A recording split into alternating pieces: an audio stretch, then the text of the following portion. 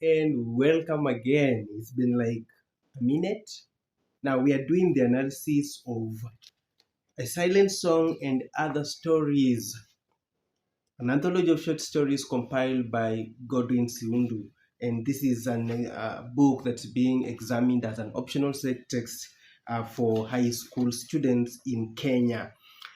If you like this content, please remember to subscribe to this channel so that you can push it to the next level. We are moving on to short story number 2, Incident in the Park. This is a short story by Meja Mwangi, of course, right away from Kenya. On tweet, now, Incident in the Park is a story about urban poverty and the problems of urbanization. Urbanization has brought congestion, has created so many unemployed people, and there's desolation, and there is we have so many idlers, people have nothing to do, and this has brought social injustice, flawed judicial system. The story begins, we are told it is actually August, but there's no rain, and this is perhaps a pointer to the gloomy affairs that we are going to encounter in this particular short story. This vivid description of the park and the city. We are told there are ministerial offices, cathedral, parliament, there are cars being described, and ambulances and trains. And we are told there are many people. In fact, they refer to people as a dam. Meja Mwangi refers to people as a dam, burst, and hungry office workers. Look at even these office workers, they are hungry. There are two ice cream men, the first ice cream man and the second ice cream man. But we are also told that no one bar of ice cream was bought by the hungry office workers. They escaped buying because of economy and because of their hard life. So they just went to eat, those who could afford to eat in joints and all that. And we also introduced to city full of idlers. We are told there's a shaggy, thin man under a shrub, and this is the man of interest because he'll form the basis of a discussion. A fruit seller or a fruit vendor who is on a lunch break. There's the aspect of negligence which is being brought out by Meja Mwangi in this short story. We are told that there's dirty grey water of the lake, so no one takes care of this lake anymore, and instead the water has turned dirty. And even there's a fish pond there which has been overgrown with weeds and water lilies. Is another pointer to negligence. And we have in fact idlers. There's a loafer at the fish pond who is feeding the fish, even though there are instructions, clear order that no fish should be fed. But again, negligence comes out because we know the fish are hungry, because every now and then the loafer tries to feed them with twigs and cigarette butts and all that.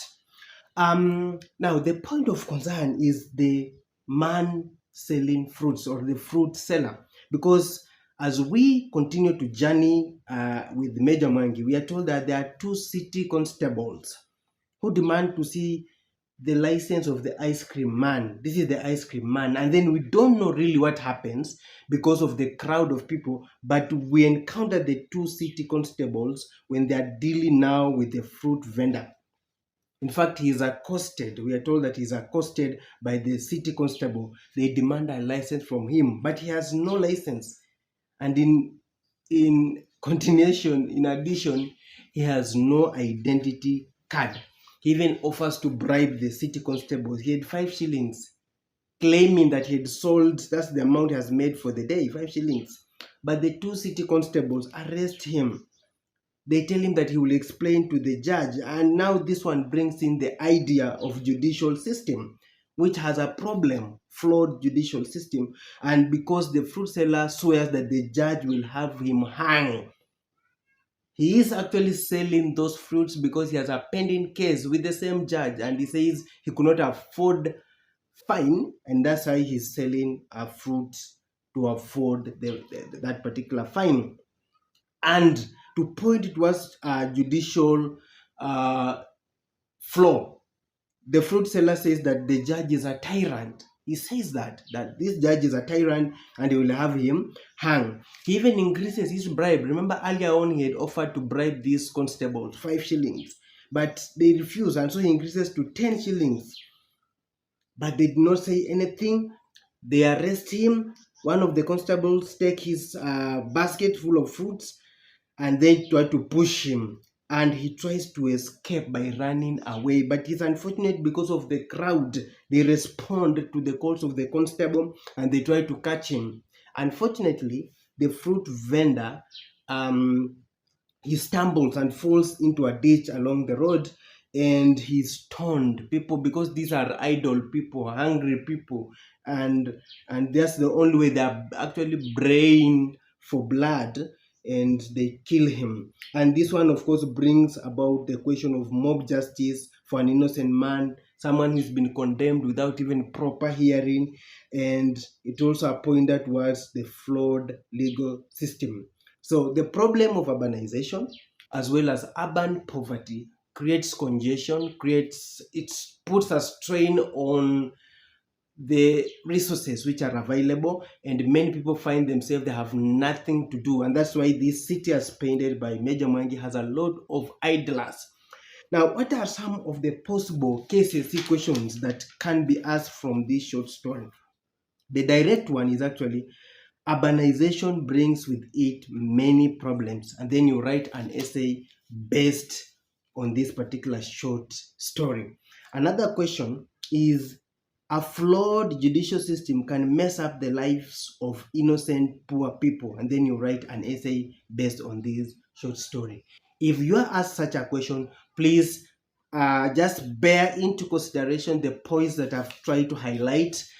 We see these idlers, we see this guy being killed, we see these people who are hungry, we see a lot of strain has been put on resources, so you bring them out. And then the question of flawed judicial system, you can see, look at the judge and how the judge is a tyrant, and then this man cannot afford to bribe these guys because they take up bribes, and how he's also having a pending case in the with the same judge, and so on. So you bring them out and you explain. And remember, we said that out of the short stories, one of them was stated last year, that is God Sees the Truth and Waits by Leo Tolstoy.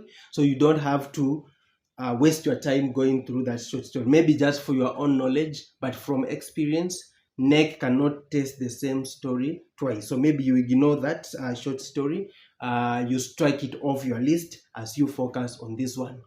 Thank you for listening in. If you have not subscribed, please do so that we can grow together.